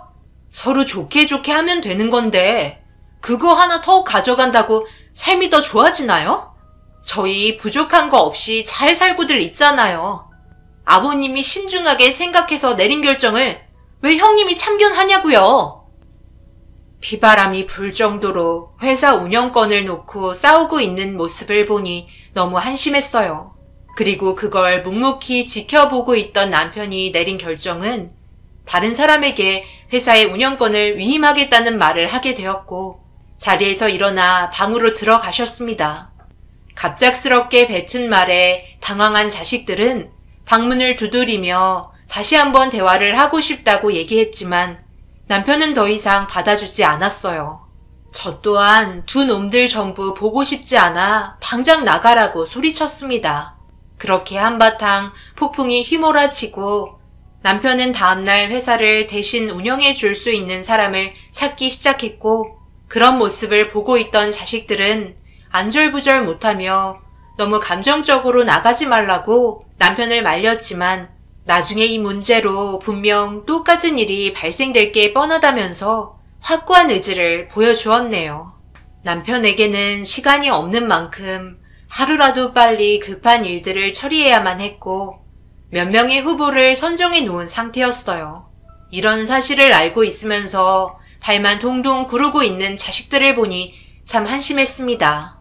그런데 자기들이 생각해도 이건 아닌지 저녁에 모두들 찾아와 다시 한번 진지하게 대화를 하고 싶다며 기회를 주길 원했고 그렇게 다시 한자리에 모였어요.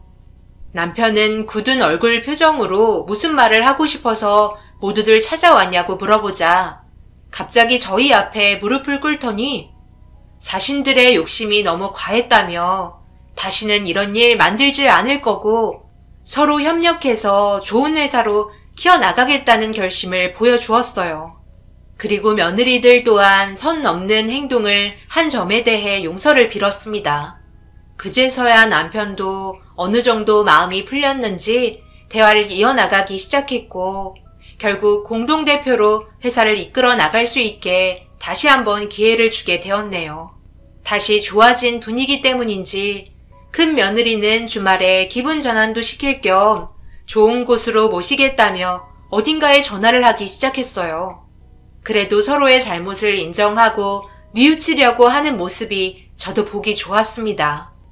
회사를 자식들에게 넘기게 된 남편도 마음이 편하다는 것 또한 저도 알고 있었어요.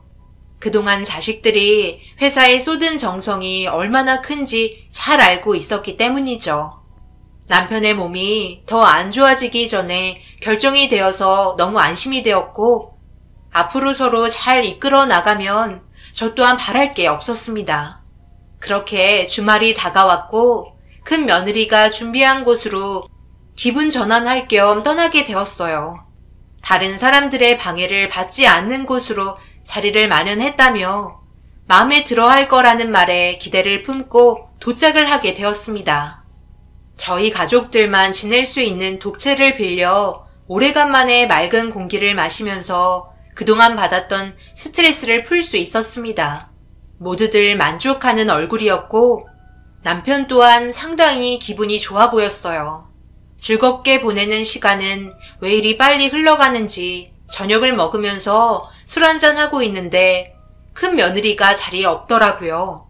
그래서 큰아들에게 어디 갔냐고 물어보자 신경을 많이 써서 그런지 피곤한 것 같아 먼저 들어가 누워 있다길래 별 생각 없이 즐겁게 대화를 하며 저녁 시간을 보낸 뒤 각자 잠자리에 들었습니다.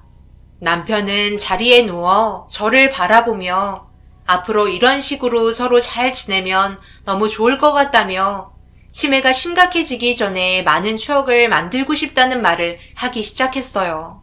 그런 말을 들으니 아주 잠깐 잊었던 남편의 병명에 갑자기 눈물이 흘러버렸네요.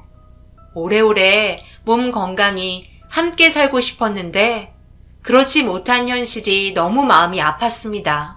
그동안 긴장을 많이 해서 그런지 금방 잠이 들게 되었어요. 그런데 얼마의 시간이 흘렀는지 화장실이 급하다며 볼일을 보려고 잠시 밖으로 나간 남편이 제가 생각한 것보다 빨리 들어오지 않아 걱정이 돼서 남편을 부르며 화장실에 도착해 문을 두드리자 아무런 인기척이 없길래 문고리를 잡아 돌려보니 문이 열리더라고요. 또다시 치매가 찾아왔나 싶어 불을 켜보는 순간 저는 비명을 지르며 급하게 욕조에 있는 남편을 밖으로 꺼냈습니다. 정신을 차리라고 몸을 흔들어도 아무런 미동조차 하지 않길래 너무 두려워 도와달라고 외치려 하자 갑자기 뒤에서 낯익은 목소리가 들렸어요. 어머님, 어떻게 이런 짓을 저지를 수가 있어요? 아버님이 치매 온 게 그렇게 싫었어요. 그래도 한평생 함께한 배우자인데 오늘같이 즐거운 날 사람이 해선 안 될 행동을 하신 거냐고요. 여보, 빨리 이쪽으로 좀 와봐. 큰일 났다고. 그게 무슨 말이냐? 내가 왜 우리 남편을 이렇게 만들겠어? 나도 화장실에 간다고 해놓고 하도 안 오길래 와보니까 이런 일이 생긴 거라고. 절대 내가 한 거 아니야. 빨리 119에 신고부터 좀 해줘. 우리 남편 살려달라고. 말도 안 돼. 어머니, 정말 그러신 거예요? 아버지가 치매셔서 앞으로 너무 힘들어질까봐 이런 짓을 꾸민 거예요? 난리가 나기 시작한 상태에서 아들은 119에 신고를 했고 충격적이게도 모두들 저를 범인으로 지목하고 있었습니다. 결국 이 문제로 조사를 받게 되면서 제가 겪은 상황에 대해 진술을 했지만 자식들은 한결같이 같은 진술을 하고 있었고 모두들 엄청난 계획을 꾸미고 있었다는 걸 알 수 있었습니다. 하지만 모든 상황에서 범인은 저를 지목했고 결백하다며 눈물로 호소하면서 애원했지만 충격적이게도 자식들은 제 편을 들어주지 않았어요. 제가 남편을 세상 떠나게 했다고 강력하게 주장을 하고 있었고 더 큰 충격은 큰 며느리의 진술이었습니다. 둘이서 함께 식사를 하던 도중 치매 판정을 받았을 때 제 표정이 그때부터 좋지 않았었다며 가끔 인사드리러 갈 때 제가 남편을 치매라고 윽박지르고 있었다면서 눈물을 흘리기 시작했고 말도 안 되는 진술을 하기 시작했어요.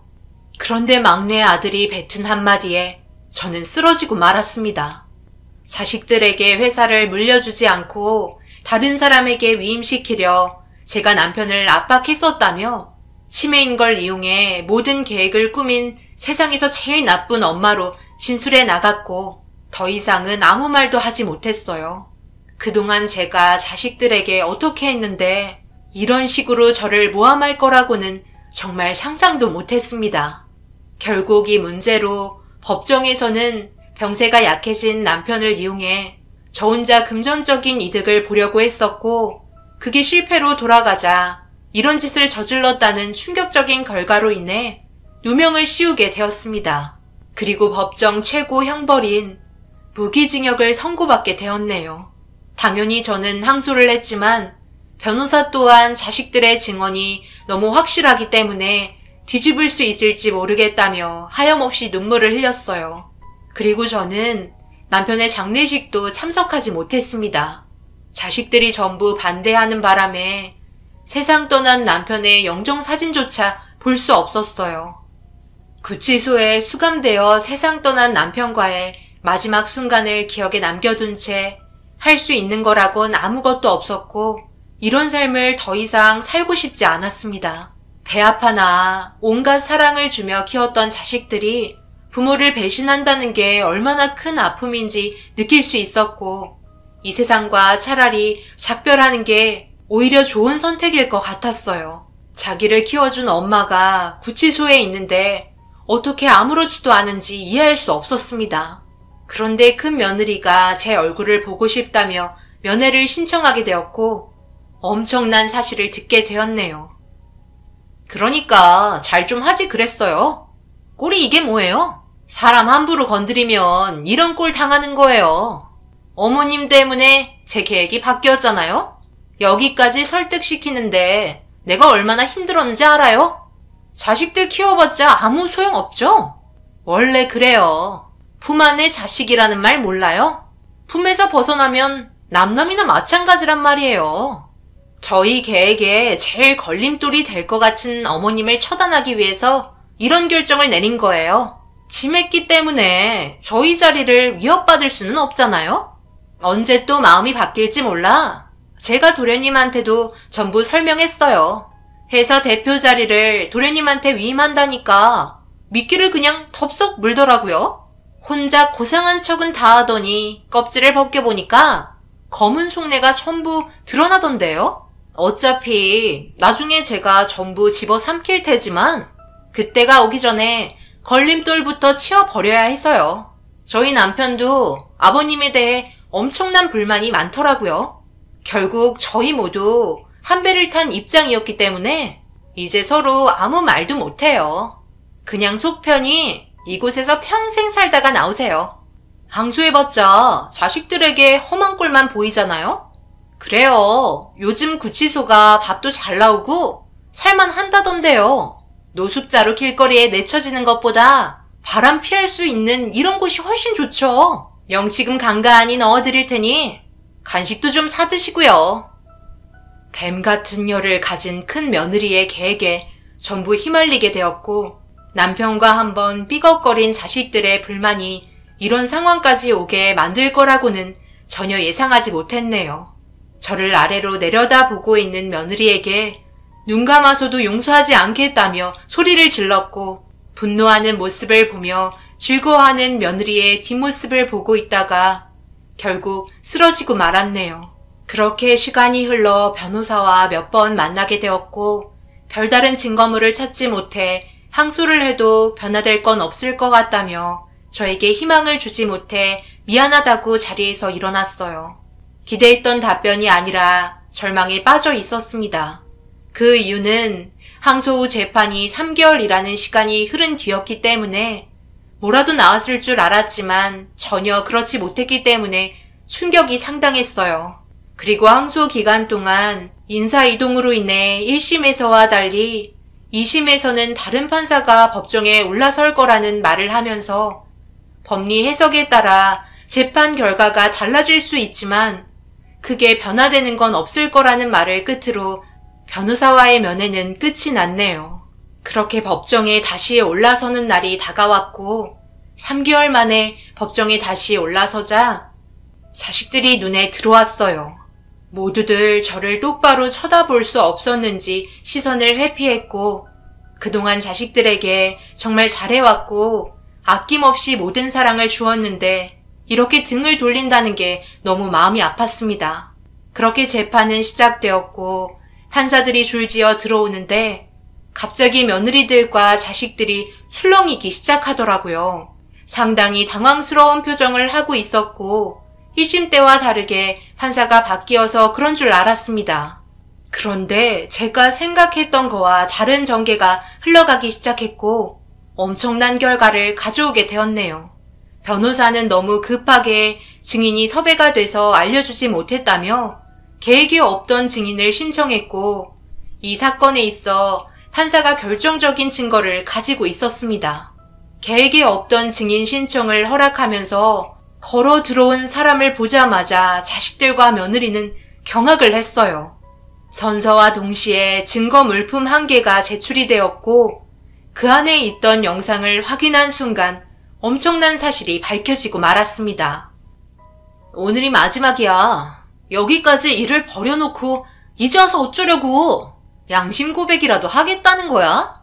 우리 모두 들어가면 아버님이 평생 힘들게 이끌어온 회사는 어쩌라고. 왜 이리 다들 생각이 없어? 오늘 하루만 딱 눈 감고 버티면 된다고. 나 혼자 이런 상황 만든 거야? 너희들 모두 다 같이 계획했으면서 이제 와서 자수하면 모든 상황이 좋아질 것 같아? 모두 다 무기징역 받고 싶은 거냐고. 왜 다들 말이 없어? 너희들도 내가 말한 계획에 전부 따르기로 했잖아. 나 혼자 더러운 짓 했다 이거야? 내가 누구 좋으라고 이 짓을 했을 것 같아? 나 좋으라고 한 거야? 약해 빠진 머저리들. 정신 차려. 그때 이후로 단 한숨도 못 자고 있어요. 결국 이런 상황 돈 때문에 그런 거잖아요. 그냥 우리 아버지가 말한 대로 했으면 이런 일도 생기지 않았을 텐데 전부 내 잘못이야. 우리 살겠다고 어머니도 저렇게 만들고 형도 알지? 그동안 어머니가 우리한테 얼마나 잘해주셨는데 그런데 이까지 돈 때문에 너무 큰 아픔을 주게 된 것 같아 살 수가 없어. 그냥 우리 자수하자. 뭐라고? 당신 자수하는 순간 우리 모두 끝이라고. 어차피 어머님 살 만큼 살았잖아. 딱 눈 감고 지나가면 될 문제를 왜 더 크게 키우려고 하는 거야. 제발 침착해. 형님 말 듣고 움직이는 게 좋을 것 같아. 어차피 어머님은 아무런 증거도 없다고. 경악할 만한 계획을 꾸민 이 영상을 어떻게 접수하게 된 건지 전혀 알지 못했어요. 그런데 판사의 입에서 나온 한마디가 더 충격적이었네요.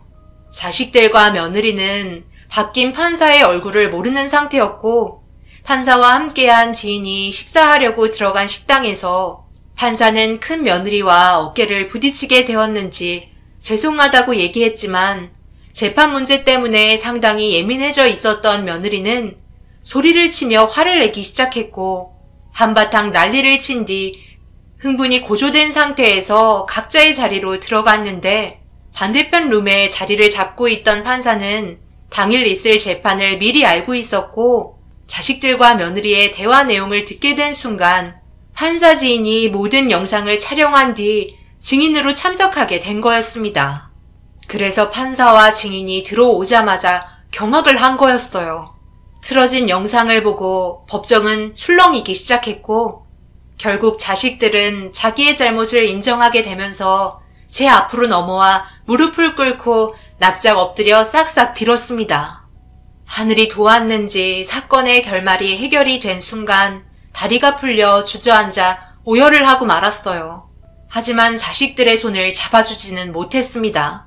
그렇게 재판의 결과는 뒤집혔고 큰 며느리는 모든 사건의 주동자이자 저희 남편을 세상 떠나게 만든 결과로 인해 무기징역을 선고받게 되었고 자식들과 막내 며느리 또한 사건에 가담한 죄를 물어 징역을 피해갈 수 없었습니다. 큰 며느리는 끝까지 자기 잘못이 아니라며 가족 모두를 위해 내린 결정이라며 큰소리치며 난리치기 시작했고 저는 무죄를 선고받을 수 있었네요. 하지만 마음이 편하지 않아 홀로 살아가는 게 너무 힘이 들었어요. 함께 웃고 떠들며 지냈던 추억이 담긴 도시에서의 생활은 저 혼자 남겨져 있는 상태에서 감당하기는 너무 힘이 들었습니다. 자식들의 얼굴을 보고 싶지도 않았고 더 이상 아무런 미련도 없어 선택하게 된 게 지금 살고 있는 섬 생활이네요. 근심 걱정 없이 조용히 지낼 수 있는 이곳이 저에게는 최고의 안식처입니다. 지나간 일들 전부 잊어버리고 싶은 마음에 오늘에서야 글을 써내려가게 되었네요. 한 사람이 잘못 들어오면 집안이 풍비박산 난다는 걸 여러분들께서도 제 사연을 통해 알아두셨으면 좋겠어요. 사람의 속마음을 알 수는 없지만 내쳐야 할 때는 과감히 내칠 필요도 있다고 생각합니다. 저는 그렇게 하지 못했기 때문에 이런 결과가 온 것 같네요. 앞으로 조용히 살다가 남편 옆자리로 찾아가려고요. 그때가 하루빨리 왔으면 하는 바람입니다. 제 사연을 들어주신 여러분들, 지금 옆에 있는 가족과 함께 하는 그 순간의 행복을 항상 잊지 마시고 열심히 살아가시기를 바랍니다. 언제나 좋은 일만 가득할 수 있도록 기도드리겠습니다. 감사합니다.